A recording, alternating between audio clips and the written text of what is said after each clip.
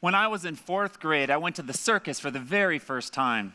I loved laughing with the clowns and being thrilled by the daring high-wire act. After the show, I walked behind the tent to see if I could catch a glimpse of the animals. And there they were, the magnificent elephants. At first, I was in awe, but as I looked closer, I was perplexed. Here were these 6-ton mighty creatures, tethered by a small rope from their foot to a tiny stake in the ground. I wondered, why didn't they just lift their foot and break free from this circus life? Clearly it would be easy. But there they stood, prisoners by their own defeat. I later learned that working elephants have been conditioned since birth to believe that these tethers are insurmountable. They attach permanent stakes to permanent chains, and when they're young, they try to break free. But eventually they surrender to the belief that they're impossible to escape from. And then they carry this belief throughout their adult lives. We humans have tethers too. We also carry beliefs that hold us back from living our ideal lives. I didn't realize this at the time, but in looking back, I had a tether of my own that I'd been carrying from a very young age. When I was a teenager, I loved to sleep in, but this was rarely the case. Let me give you a typical morning. It's 6:29 a.m. and it's cold outside because it's winter in Colorado. But I'm lying in bed and I'm cozy and warm, and I hear my parents come in from their early morning jog. I know it's almost time to get up and get ready for school, but I want to stay and just sleep a few extra moments. All of a sudden, my door opens and my dad comes in. He says, "Seth, get up. People die in bed." This was my normal alarm clock. And let me tell you, this alarm clock worked. Because you see, I believed that laziness was bad. And even to an extreme, that laziness could equal death. So I didn't want to be lazy, so I bolted out of bed ready to take on my day. Now, unfortunately, I wasn't smart enough back then to realize that people also died working. And this would have given me a completely different mindset. But no, I powered forward a life of being busy and productive, believing that I was a taskmaster about always getting things done. And I believed that success came through a no pain, no gain mentality. And this worked for me. In high school, I got great grades. I was in student government. I played sports. I had jobs throughout high school. And then I got into a great college, and I continued the pattern. Double major, honors, student government, intramurals, fraternity. I worked throughout college, and I got a great job. And I started 1 week after graduating because I needed to get ahead. You see, my definition of my self-worth was based on productivity. And I believe that success was all about external things that could be measured, like grades, income earned, awards won. And I was great at it in a traditional sense. All that focus on achievement allowed me to prosper. I got married. I advanced in my career. I got a graduate degree. I did an Ironman triathlon. I started my own company. I got married. Traditionally, I was doing great.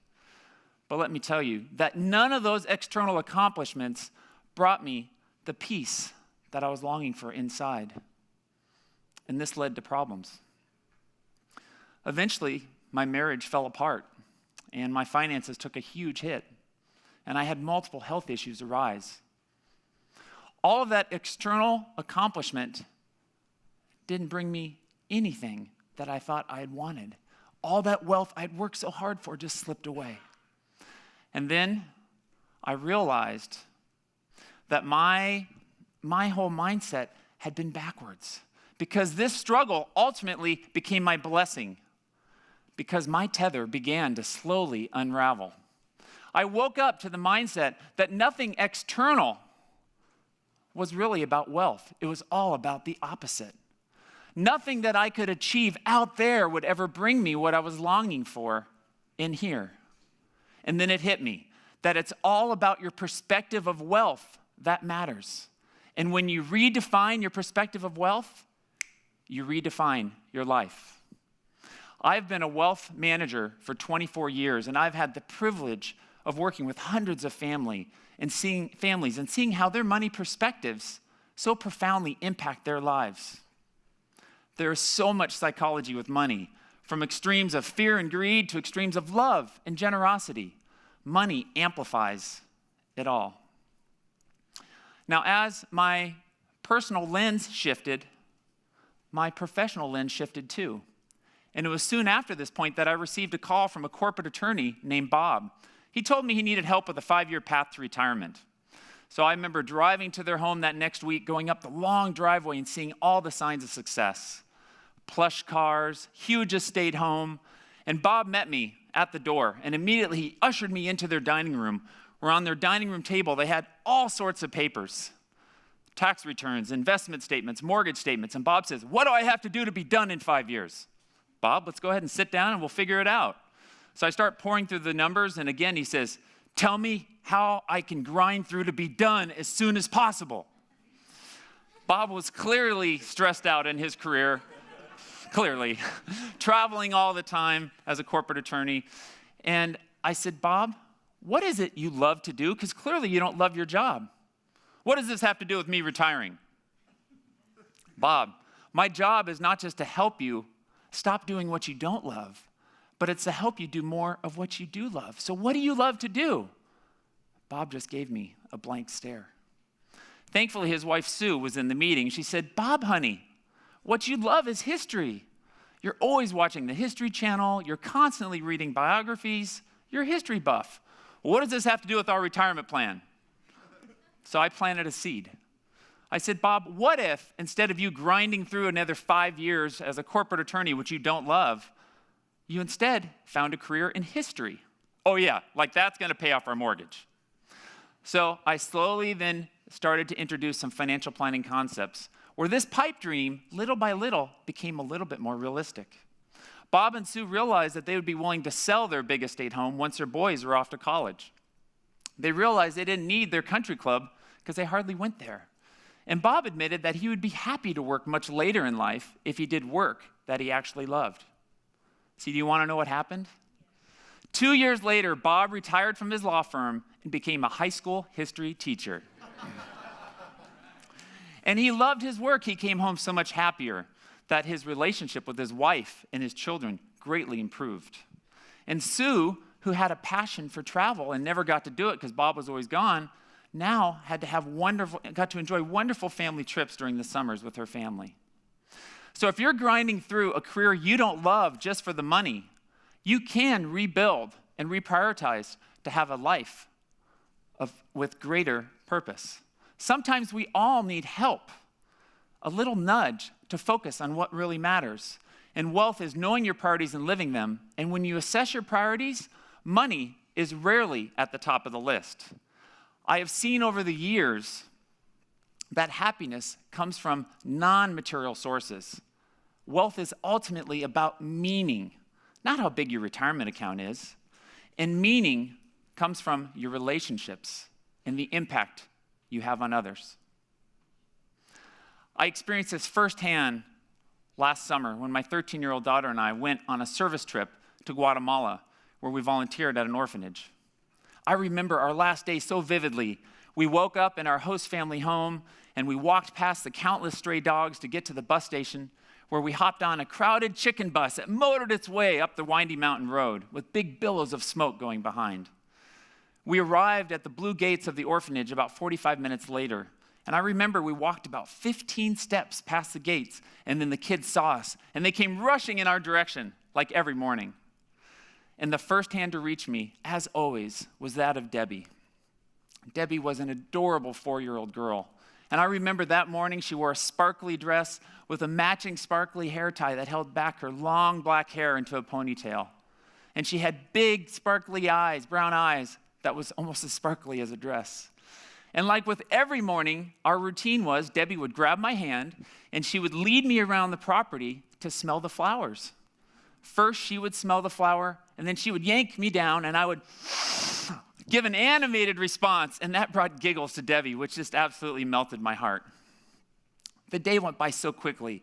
I remember we had a tea party with worn-out plastic teacups, and we sang songs with the other kids, and we played games, and before we knew it, it was time for me to leave. We had to catch our last bus back into town. I was so sad about leaving Debbie. I wanted to give her something, a token of my affection. So I remember going to my backpack and looking inside my backpack to try to find something. And all I found was a penny. And so I went up to Debbie and I said, Debbie, I want you to know how special this time has been with you. And you are such an incredible girl. I will always remember you and keep you in my heart. Please take this penny as to represent the amount of caring that I have for you, Debbie. And she took the penny and she gave me a hug of a lifetime. And then with tears in my eyes, I had to go say goodbye to the other children and the other teachers. And it wasn't until about an hour and a half later that my daughter and I were kind of debriefing about that farewell day. And she told me that when she saw Debbie to say goodbye to her, she was standing with her hand clenched closed. And she said, Debbie, why is your hand clenched? She said, Tengo un regalo de su padre. I have a gift from your father. And she opened her hand and revealed the penny. And thankfully, she took a photo of this precious moment. For many Americans, a penny is worthless. It's something we just toss away. Yet for me and Debbie, this penny was so valuable because it represented the meaning behind our connection. And when there is meaning, there is value. So where do you find meaning and what do you value? The choices you make every day around money and how you spend your time should be a direct reflection of your values. Yet millions of people are spending their time running from meeting to meeting, battling endless emails, dealing with heavy commutes, all in an attempt to get ahead.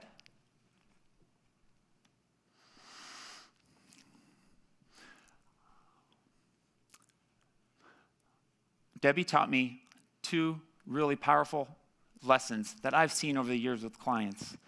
Wealth is about appreciating what you have, and by definition, you're wealthy as long as you want less than you have. Unfortunately, this is not the case in our society. The media teaches us to always want more, and this is how wealth is typically portrayed. Probably why Wall Street and wealth are often considered evil influences in our society. Well, contrary to this belief that wealth is all about material possessions, I see the financial sector as one of the most powerful catalysts for positive transformation. How we earn, spend, invest, and give our money can be done with intention and caring.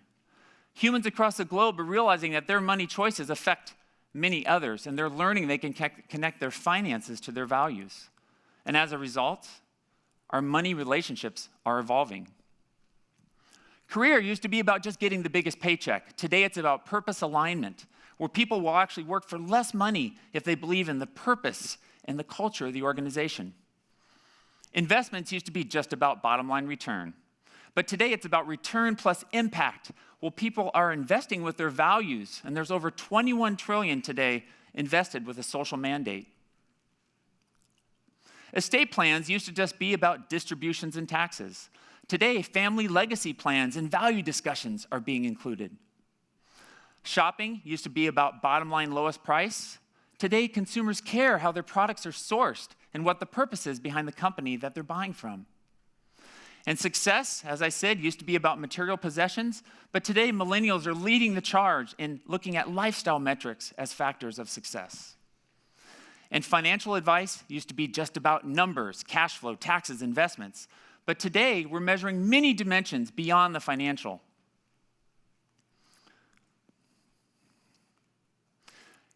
Some examples. Impact is the level of impact you're making in the community or the planet. Your emotional capital has to do with your levels of stress, your general attitude, the quality of your sleep. Your social capital is the caliber of your intimate relationships and your connections in the community. Your fun is your daily joy and how often you have a huge belly laugh. Your physical capital is how your body looks, feels, and functions. Your spiritual wealth is your connection to a grounding framework beyond yourself. Your intellectual capital is the degree to which your mind is always growing and stimulated versus bored. And your career wealth is when your talents, values, and passions are aligned in your employment. We are what we measure, And thankfully, my industry is now starting to measure what really matters. We are at an exciting turning point with money. It's becoming a positive catalyst for our planet and society. It's becoming more about meaning and values. How we earn, spend, invest, and give our money does matter. Wealth is being redefined by the quality of your life and by what you feel in your heart versus just numbers on a balance sheet. Are you investing your time and energy into what matters most to you? Or are you chasing someone else's version of success? Maybe it's time for you to pivot and pursue your own unique dreams, leveraging all of your holistic capital for greater impact. It's time for you to say goodbye to deferred living. It's time for you to untie your tether that's holding you back. It is time for you to become truly wealthy. I know you can do this. Thank you.